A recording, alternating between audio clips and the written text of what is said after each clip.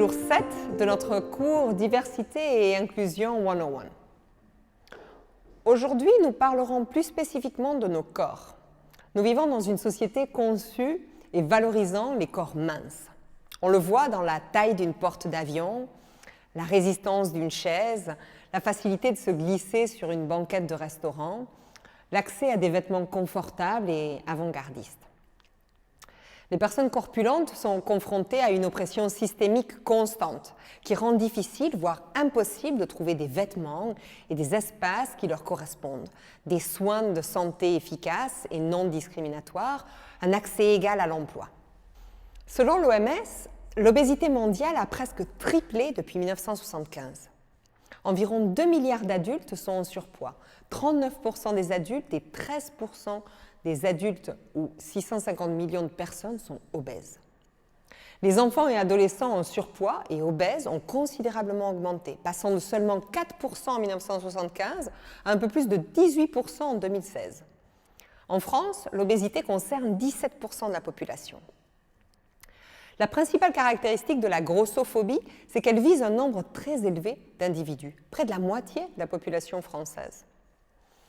L'obésité et le surpoids sont causés par notre style d'alimentation, des aliments riches en graisse et en sucre, et par la nature de plus en plus sédentaire de nombreuses formes de travail, l'évolution des modes de transport et l'urbanisation croissante. Ces changements systémiques vers l'agriculture intensive et la transformation des aliments ont des effets dramatiques sur la santé. Ce qui a conduit à une industrie du régime de plusieurs milliards de dollars, qui s'attaque en particulier aux femmes pour trouver des insécurités dans leur apparence, les choses qu'elles mangent ou leur décision de rester active ou non. Le culte du régime est une conséquence de la grossophobie. Historiquement, les femmes blanches étaient censées discipliner leur corps pour être aussi minces que possible par rapport aux grosses femmes noires qu'elles pensaient être des sauvages. Et les personnes en surpoids, même léger, sont souvent humiliées sur les sites de médias sociaux comme la chanteuse Lizzo. La croyance que la grosseur équivaut à la paresse ou au manque de maîtrise de soi reste omniprésente aujourd'hui. Les personnes obèses sont stéréotypées comme étant paresseuses, incompétentes, peu attrayantes, manquant de volonté et responsables de leur excès de surpoids. Les personnes en surpoids sont moins susceptibles d'être embauchées, sont moins bien rémunérées, ont moins d'opportunités et sont souvent carrément victimes d'intimidation sur le lieu de travail. Et comme le révèlent ces histoires et études, les femmes sont les plus touchées par la discrimination. En France, les hommes obèses sont 3 fois plus discriminés à l'embauche que les hommes à l'indice de masse corporelle IMC normal, alors que les femmes obèses sont 8 fois plus discriminées que les femmes à l'IMC normal. Il peut arriver qu'un gynécologue vous dise que ça ne sert à rien de vous visiter parce qu'il y a trop de gras autour, qu'on ne vous prescrive pas une contraception parce qu'on estime qu'il n'y a pas de rapport sexuel quand on est gros. Les injonctions sont nombreuses. Il faudrait peut-être se remettre au sport, hein? Tu devrais apporter du noir. Tu as pensé à te faire poser un anneau? Tu veux l'adresse de ma diététicienne? Tu devrais éviter de porter des vêtements moulants. Le body shaming est défini comme des déclarations et des attitudes négatives inappropriées à l'égard du poids ou de la taille d'une autre personne. Il y a des attitudes négatives dans les médias et ailleurs à propos de célébrités qui sont trop grosses ou qui ne sont pas débarrassées du poids de bébé dans un laps de temps approprié. Les gens peuvent ne pas se rendre compte qu'ils bénéficient de privilèges de mince alors qu'ils sont confortablement assis dans un train ou un avion. Au-delà de la taille du corps, la beauté est également un autre privilège surprenant. On nous apprend à un très jeune âge que les personnes belles sont gentilles et les personnes laides sont méchantes. Les acariâtres demi-sœurs de Cendrillon ont été faites pour être laides et indésirables. La beauté est principalement définie comme la symétrie du visage et du corps, une anatomie proportionnelle, la taille, en particulier chez les hommes, des dents alignées et blanches, de beaux cheveux, une peau claire et lisse, physique tonique et de grands yeux. La beauté n'est pas simplement un privilège, c'est à certains égards le privilège ultime. Il transcende les autres hiérarchies sociales. Premièrement, les personnes belles ont plus de succès au niveau romantique. Mais les avantages de la beauté vont bien au-delà de la recherche d'un partenaire. Les personnes attrayantes sont les plus susceptibles d'être considérées comme compétentes et d'être embauchées. Elles sont perçues comme plus intelligentes, plus dignes de confiance, plus gentilles. Elles sont traitées plus gentiment et ont une plus grande estime de soi. Si vous vous présentez aux élections, vous vous en tirerez peut-être mieux si vous êtes beau. Les enfants qui sont perçus comme plus jolis sont traités avec plus de respect et d'admiration par les adultes et même les autres enfants. Toute cette pression sur une apparence mince et attirante conduit à des interventions esthétiques de plus en plus nombreuses, dans 85% des cas pour les femmes. Les plus importantes étant l'augmentation des seins suivie de la liposuction et de la chirurgie des paupières. Les procédures non chirurgicales les plus populaires comprenant le botox, l'acide hyaluronique, l'épilation et le photorajeunissement. Les 3 premiers pays sont les États-Unis, le Brésil, 10%, et le Mexique, 4,5%. La pression est également sur ce que les femmes portent. Récemment, le ministre français de l'Éducation a conseillé aux adolescents de s'habiller de manière républicaine, après que certaines adolescentes aient été expulsées de l'école pour avoir porté un débardeur. Des récentes décisions sur le burkini dans le sud de la France, aux questions sur les vêtements portés par les victimes de viol, la société est toujours obsédée par la façon dont les femmes se couvrent. Enfin, l'une des dernières discriminations sur notre corps est liée à l'âge. Les employeurs ont souvent des attitudes négatives envers les travailleurs âgés, en particulier les femmes âgées. Le consumérisme nous pousse tous à combattre le vieillissement comme s'il s'agissait d'une bataille que nous pourrions gagner, même si nous savons dans nos cœurs que c'est un mensonge. Les slogans soulignent la nécessité d'être vigoureux et plein de vitalité le plus longtemps possible, mais n'offrent aucun scénario alternatif pour les personnes atteintes de maladies dégénératives, de perte de connaissance ou de solitude. La honte et la peur créent des marchés pour les entreprises cosmétiques et pharmaceutiques. Seuls 12% des personnages de films hollywoodiens ont 60 ans et plus, et beaucoup sont dépeints comme handicapés. Discriminer en fonction de l'âge, c'est croire que les rides sont laides et qu'il est triste d'être vieux. C'est un préjugé contre notre futur soi. C'est appeler les femmes adultes mademoiselles comme si c'était flatteur. C'est mentir sur votre âge à votre anniversaire ou considérer que demander l'âge d'une femme est un manque de respect. C'est croire que le vieillissement valorise les hommes et dévalorise les femmes.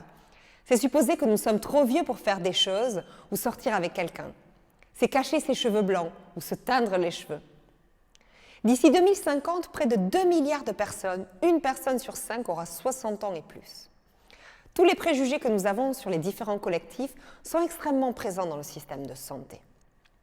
La médecine reflète les contours du pouvoir dans la société en général et les valeurs patriarcales sont très présentes dans la prestation de soins de santé en tant que tendance structurelle. Les femmes sont encore souvent perçues comme des êtres dédiés à la reproduction, ce qui conduit à une reproduction souvent surmédicalisée.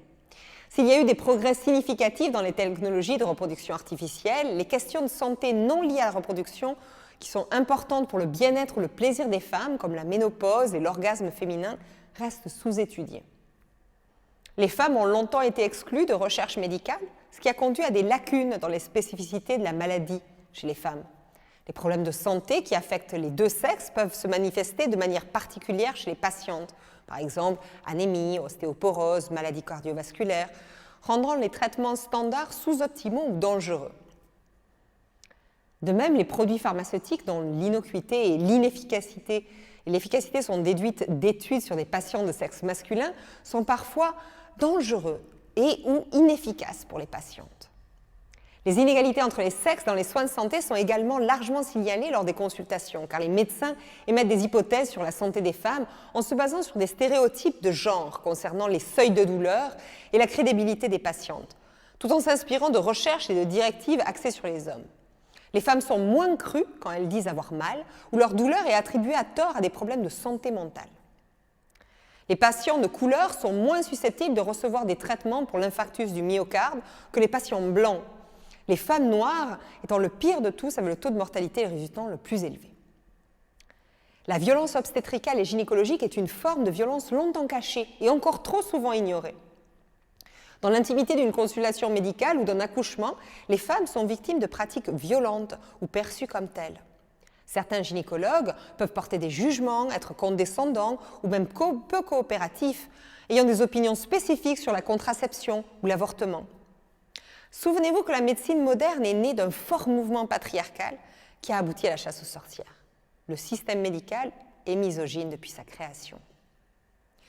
Des siècles d'exclusion signifient que les maladies des femmes sont souvent ignorées, mal diagnostiquées ou restent un mystère total, comme les 10% de femmes en âge de procréer touchées par l'endométriose dans le monde et qui mettent en moyenne 7 ans et demi pour être diagnostiquées.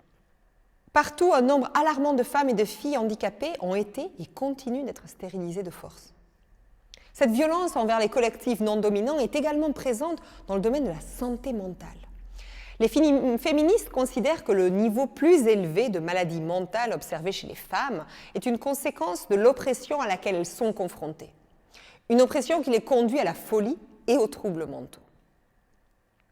Dans son livre « Women and Madness », Phyllis Chesler soutient que les femmes, et en particulier les femmes de couleur, sont négativement touchées par la psychiatrie et la psychologie en raison de la domination des hommes dans ces domaines et de la méconnaissance de l'oppression systémique que vivent les patientes.